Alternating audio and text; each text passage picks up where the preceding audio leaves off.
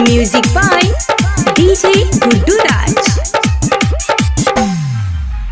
Corona virus के हवा चलल छे, कोनो उपाय लगाबहो रामदेव बाबा, हो रामदेव बाबा।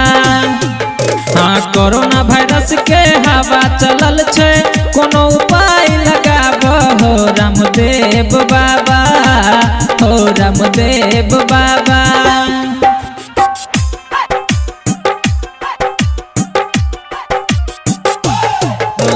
DJ Guddu Madhubani, DJ Guddu Madhubani. रामदेव बाबा, रामदेव बाबा, हो रामदेव बाबा, रामदेव बाबा, हो रामदेव बाबा। चैना सैलई फैल गेल पूरा दुनिया में हो। हाँ, चैना सैलई फैल गेल पूरा दुनिया में हो। बनले नहीं दवाई कोनो, बना दह तू ई दवाई हो। हाँ, भोले योग के शिविर चला कर जल्दी एकरा हटाबहो रामदेव बाबा, हो रामदेव बाबा।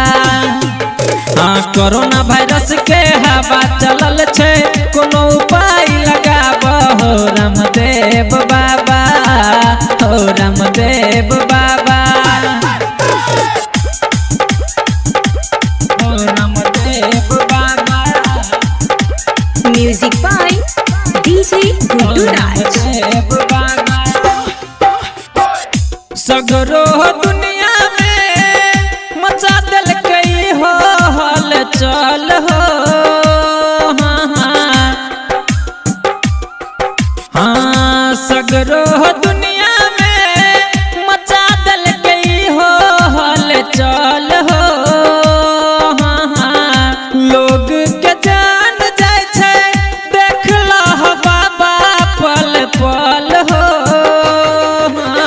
एक दोसर से सेट का कोना करते बात विचार हो रामदेव बाबा, हो रामदेव बाबा। हाँ, कोरोना वायरस के हवा चलल छे, कोनो दवाई बनाबहो रामदेव बाबा, हो रामदेव बाबा।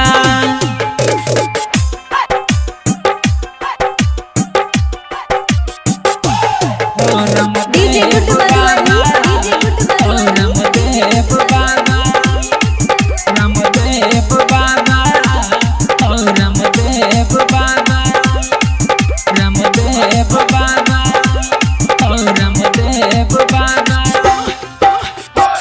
जल्दी बनाबा तू वायरस मारा के दवाई हो।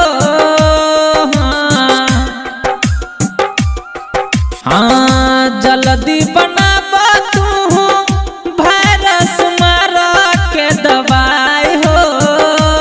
हाँ, जकरा खाते मातर दुख भजते कोसो दूर हो।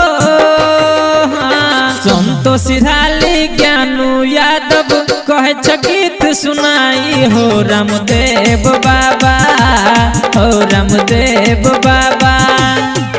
हाँ, कोरोना वायरस के हवा चलल छे, कोनो उपाय लगाबहो रामदेव बाबा, हो रामदेव बाबा।